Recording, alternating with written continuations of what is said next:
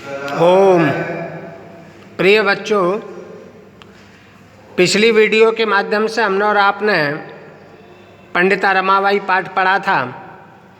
आज 7वां पाठ यानी संकल्पाः सिद्धिदायकाः, सप्तमः पाठः संकल्पाः सिद्धिदायकाः, यानी छठा पाठ सदाचार जो है वो अपने पाठ्यक्रम में नहीं है, तो हम लोग 5वें पाठ के बाद सीधा 7वां पाठ का अर्थ देखेंगे। तो संकल्पाः यानी संकल्प, सिद्धिदायकाः यानी सिद्धिदायक होता है, यानी सफलता दिलाता है। संकल्प जो होता है, जो हमारी इच्छा शक्ति होती है, वह हमें सफलता दिलाती है। पाठ कहता है पार्वती शिवम पति रूपेण अवांछत। पार्वती जी शिव को पति रूप में चाहती थी। एतदर्थम इसलिए सा तपस्याम कर्तुम ऐच्छत, इसलिए वह तपस्या करना चाहती थी। सा स्वकीयम मनोरथम, सा उन्होंने यानी पार्वती जी ने स्वकीयम अपना मनोरथम मन की इच्छा मात्रे यानी माँ को न्यवेदयत बता दी, यानी उन्होंने अपने मन की इच्छा माँ को कह दी। तत्श्रुत्वा माता मेना चिंताकुला अभवत। तत्श्रुत्वा वह सुन करके माता मेना यानी जो पार्वती जी की माँ मेना थी वो चिंताकुल हो गई। मेना बोली बत्से, अरे बेटी, मनीषिताः देवस्ताः गृहे एव सन्ति, यानी तुम्हारे मन को चाहने वाले सारे देवता घर में ही हैं। तपाः कठिनम भवति, तप करना कठिन होता है। तब शरीरम सुकोमलम वर्तते, यानी जो तुम्हारा शरीर है वह कोमल है। गृहे एव वश, घर में ही रहो, यानी तुम्हारा जो शरीर है वो तपस्या करने का नहीं है, तुम घर में ही रहो। अत्रैव तवाभिलाषाः सफलाः भविष्यति। अत्रैव यानी अत्र प्लस एव, अत्र यहाँ, एव ही, तब प्लस अभिलाषा, तब यानी तुम्हारी, अभिलाषा यानी मन की इच्छा, सफलाः भविष्यति सफल हो जाएगी, यानी तुम यहीं रहो, तुम्हारी मन की इच्छा यहीं पूरी हो जाएगी। पार्वती जी कहती है अम्बा, अरे माँ, तादृशाः अभिलाषा यानी वैसी अभिलाषा, ये वैसी इच्छा तू तो तपसा एव पूर्णाः भविष्यति, तपस्या से ही पूर्ण होगी। यानी जैसी मेरी इच्छा है ना, वह तो तप करने से ही पूर्ण होगी, अन्यथा नहीं। तो तादृशम पतिम, वैसा पति कथम प्राप्स्यामि, कैसे प्राप्त करूँगी, जैसा मैं चाहती हूँ वैसा पति कैसे प्राप्त करूँगी। अहम तपाः एव चरिष्यामि, मैं तपस्या करना प्रारंभ करूँगी, यानी मैं तपस्या ही करूँगी। इति मम संकल्पः, ऐसा मेरा संकल्प है। मैना ने कहा पुत्री त्वम एव मे जीवनाभिलाषा, यानी तुम्हारी इच्छा ही मेरी जीवन की इच्छा है।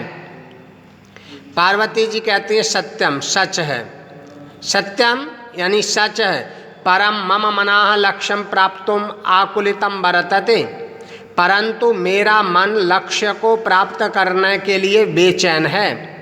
सिद्धिम प्राप्य, सफलता को प्राप्त करके, पुनः तवैव शरणम आगमिष्यामि, पुनः यानी फिर तवैव शरणम आगमिष्यामि, तुम्हारी शरण में ही आ जाऊंगी। यानी पार्वती जी माँ से कहते हैं कि जब हमारी इच्छा पूरी हो जाएगी, तपस्या पूर्ण हो जाएगी, तब मैं आपके पास ही आ जाऊंगी। अद्यैव, आज ही, विजया साकम, विजया के साथ, विजया यानी उनकी एक सहेली, विजया के साथ गौरी शिखरम गच्छामि, गौरी पर्वत जा रही हूँ। ततः पार्वती निष्क्रामति, उसके बाद पार्वती जी निकल जाती हैं।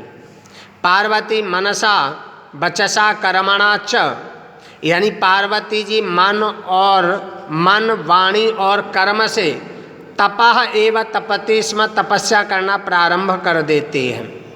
कदाचित कभी रात्रौ यानी रात में, स्थंडिले जमीन पर, कदाचिच्च और कभी, शिलायाम स्वपिति स्म यानी पत्थरों पर सोती थी।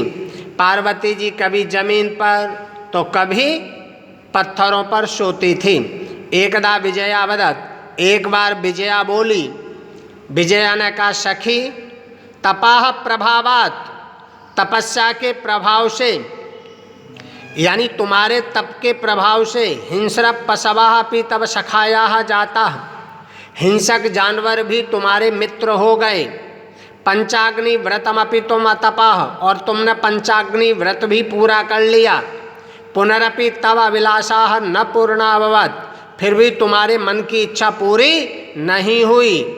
पार्वती जी कहती हैं, अयि विजय, अरे विजया, किम न जानासि, क्या तुम नहीं जानती, मनस्वी कदापि धैर्यम न परित्यजति, जो मजबूत संकल्प वाले लोग होते हैं ना, वो कभी भी अपने धैर्य को नहीं छोड़ते।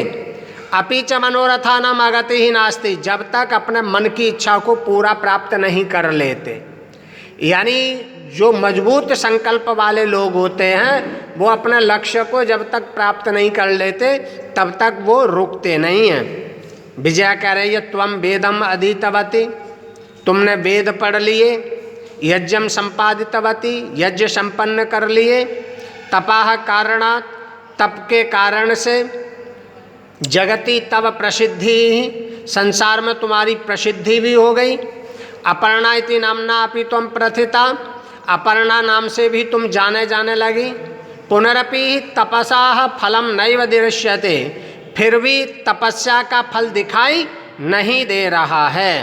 यानी तुमने सारे तप पूरे कर लिए, सारे वेद पढ़ लिए, सारे के सारे यज्ञ संपादित कर दिए, फिर भी तुम्हारे तप का लाभ दिखाई नहीं दे रहा है। आगे का पाठ हम और आप कल की वीडियो के माध्यम से पढ़ेंगे। तब तक इस पाठ को आप समझने की कोशिश कीजिएगा। बहुत बहुत धन्यवाद।